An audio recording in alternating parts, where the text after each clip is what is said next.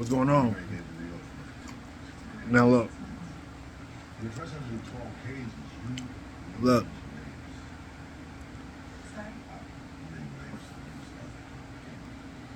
We're going to talk about today. We're going to have to talk about it. The biasness, these fake fans when it comes to Nate Diaz. As far as saying that Nate Diaz, imagine what Khamzat would have done to Nate Diaz. Thank God he didn't fight Nate Diaz. That is the most disrespectful biasness I ever heard, because first one, the UFC is losing money that Nate Diaz has left. So any narrative in the UFC's mind was going to be negative.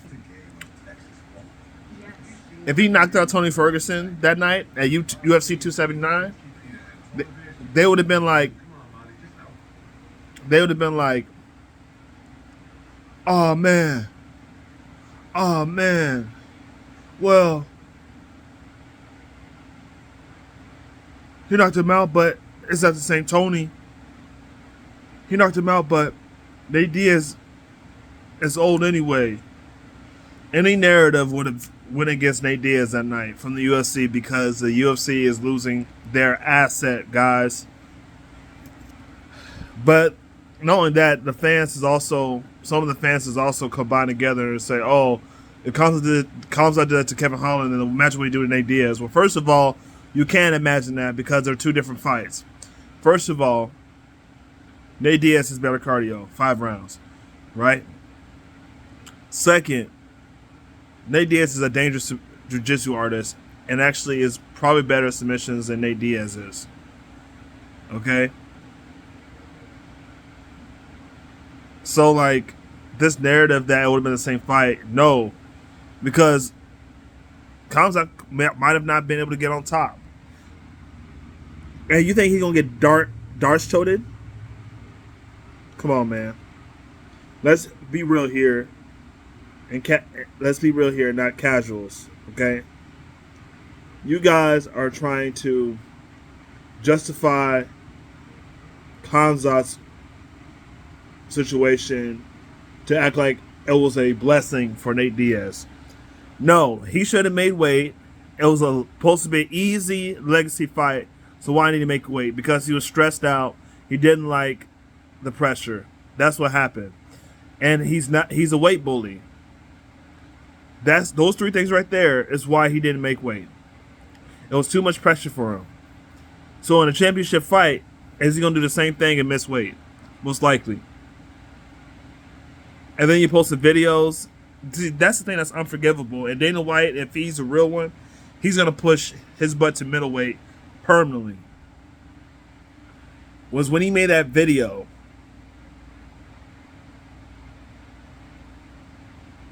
at that dinner table. Bro, why would you do that? Knowing that your weight was not on par.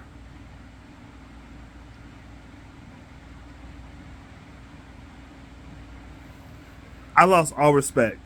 I lost completely all respect, man. I'm just tired. And then his coach making interviews. I'm just trying to do the best that I can, because I was trying to help him as a coach. I really didn't want him to go through this, but you see what happened, right? You see what he did to Kevin Holland, right? So Nate Diaz better be happy that he didn't fight him. And we offered Nate Diaz Khamzat's whole purse in order to fight him. Unbelievable. You cannot blame Nate Diaz one bit for being scared. There should be no narrative of him being scared or willing to fight knowing that you're 8 pounds over, bro. You are crazy. You lost all respect. Everybody does not have a shortcut. Everybody has to go the long way and cut the weight. You're not anybody special. The only thing that bothers me, which is so weird, is why was there so many catchweight fights? Was this really a last minute card for a lot of people? Because the reason why I say that is because it is weird that a lot of fights were catchweight. More than one fight was catchweight, man. It's like, really, I've never seen that.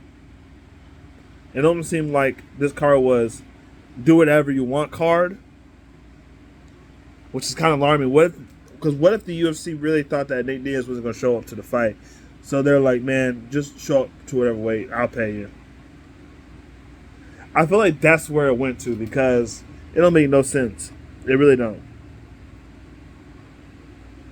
So yeah, man, it just frustrated me because I'm trying to get too attached to the UFC fights and stuff, but it's just ridiculous, man, how certain narratives are spilled. And these fans are really casuals, dude. Like, anything can happen. Like, who thought Leon Edwards was going to be Kamaru Usman, right? Everybody knew Kamaru Usman was dominating a fight, you know, or it was going to, and nothing was going to change, special than last time. But guess what happens? So you can't do the same assumption about Nate Diaz. Although Nate Diaz would have lost that fight, hands down. No, you don't know that. Man. Anyways, yeah, that's what I want to say, man, is exposing the UFC with all this narrative of, oh, well, Nate Diaz should be lucky he didn't get that fight. Get out of here, man. He did his part. He won the fight because he made weight. He scared Khamzat. Because the only thing that really doesn't sit well is the fact that, bro, like, isn't no one alarmed? Oh, he only missed weight one time. Okay, but that one time he missed weight was by an alarming amount. The doctors told him to stop cutting weight. Yeah, dude. Common sense to most people, if you like stop being so biased, is that he's too freaking big for a welterweight. He needs to go to middleweight. Either y'all are trolls out there or literally something's wrong with y'all. Like, dude, he needs to go to middleweight. If a doctor told you to stop cutting weight, dude, you're cutting too much damn weight. For real, you're cutting too much damn weight. Like, comment, subscribe, man. Subscribe to my channel, man.